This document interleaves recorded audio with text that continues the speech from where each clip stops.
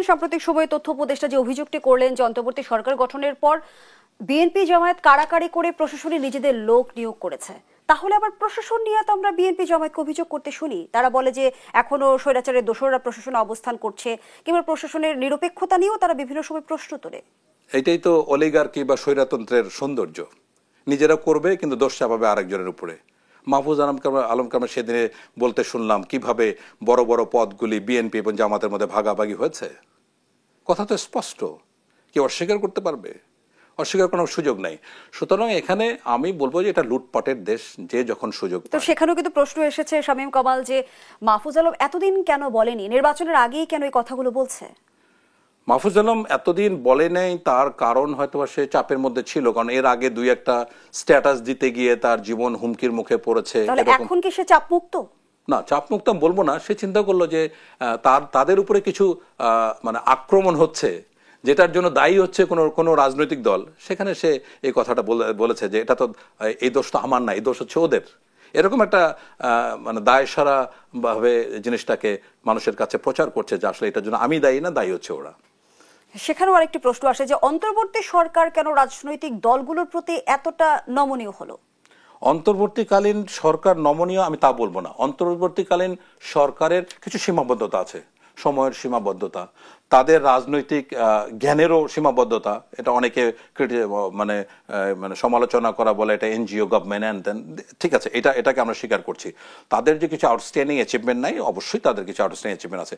তো সবচেয়ে যে ঐক্যমত যে আমাদের কমিশন হয়েছে গত 14 মাসে, তারা কি দিল জাতিকে, এটা একটা বিশাল একটা। আমি কোনো একটা চ্যানেলে বলেছিলাম যে একটা বিষয় ঐক্যমত হওয়া এ জাতির পক্ষে সম্ভব না, কারণ হিস্টোরিক্যালি জাতিগতভাবে আমাদের জাতিতে 3000 বছরে ঐক্যর কোনো প্রমাণ নাই। এটা আমি বারবারই বলি যে মানে সেই ইখতিয়ার উদ্দিন মোহাম্মদ বখতিয়ার খলজি যখন নদিয়াতে আসছিলেন, অল্প কিছুদিনের জন্য বাঙালি জাতি ঐক্যবদ্ধ হয়েছিল। এটা বিভক্তি, প্রতিহিংসা, হানাহানির জাতি। 3000 বছরের রেকর্ড ঘেটে আমি বলছি। তাহলে দেন ঐক্যমত কমিশন বিভিন্ন রাজনৈতিক দলকে ডেকে স্বৈরাচার নিপাত করে একটা সুষ্ঠু গণতান্ত্রিক প্রক্রিয়া দেশ যাতে ফিরতে পারে, এটা নিয়ে কাজ শুরু করলো। এখন এখানে দেন সংস্কার 6টা না 11টা বোধহয় সংস্কার কমিটি হয়েছে। এই সংস্কারগুলো একটা আমি উদাহরণ দেই। নির্বাচন ব্যবস্থা সংস্কার কমিশন, বদিউল আলম মজুমদার যারা চেয়ারম্যান, তারা আজ থেকে 8 মাস আগে বা 7 মাস আগে চমৎকার কিছু প্রস্তাব করলেন। আমি যেহেতু রাজনৈতিক দলের সাথে নিবন্ধনের এই যন্ত্রণার সাথে জড়িত, এইভাবে বলছি। তারা বললেন যে 1/6 মানে 6 ভাগের 1 ভাগ জেলা এবং 1/10 উপজেলায় কমিটি করতে হবে।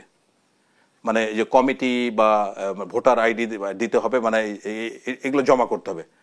এগুলি বাক্সবন্দী হয়ে থাকলো গত 8-9 মাস। এত ভালো ভালো সংস্কার, পুলিশের সংস্কার, একটা সংস্কার কি বাস্তবায়ন হলো? তাহলে সামনে যে নির্বাচন আসলো, আমরা আপনাদের কি সুফলটা পেলাম? আপনারা যে এত বড় বড় অফিস নিয়ে, এত বড় বড় সুযোগ নিয়ে, এত ঘন্টার করে সারা পৃথিবীর দৃষ্টি আকর্ষণ করে, এটা তো পাহাড়ের মুসিব প্রসব হলো। This is all nonsense. যদি দিন শেষে আপনারা আমাকে একটা জায়গায় একমত হতে না পারেন, তাহলে আমি আপনাকে কিভাবে আপনি সফল বলবো এই সংস্কারের কাজ আপনি সম্পন্ন করলেন? এবং এখন তো যেটা আমার মনে হচ্ছে, বিএনপি কোনো রকম অপেক্ষা আছে নির্বাচনের, যা বলবে তাই শুনে নির্বাচন হবে। নির্বাচনে যে দলটা আসবে, বিএনপি ক্ষমতায় যদি আসে বা যেই আসুক না কেন, সাথে সাথে আন্ডু বাটনে প্রেস করে এভরিথিং ফরগটেন। সুতরাং এগুলি হচ্ছে মানে এই জাতির দুর্ভাগ্য যে এত পয়সা খরচ করে, এত ত্যাগ করার পরে কোনো আশার আলো জাগাতে পারল না। এবং আমার কথা মতো আমি অনেক দিন আগে আপনার শোতে এসে বলেছি, এই বিপ্লব ব্যর্থ হতে বাধ্য, এবং ব্যর্থ হচ্ছে এবং বেহাত হয়ে গেছে অলরেডি। এখন আমরা যেটা অপেক্ষায় আছি যে এই একটা রাজনৈতিক উত্তরণের মাধ্যমে যদি কিছু ভালো আসে, যেটারও সম্ভাবনা খুবই কম।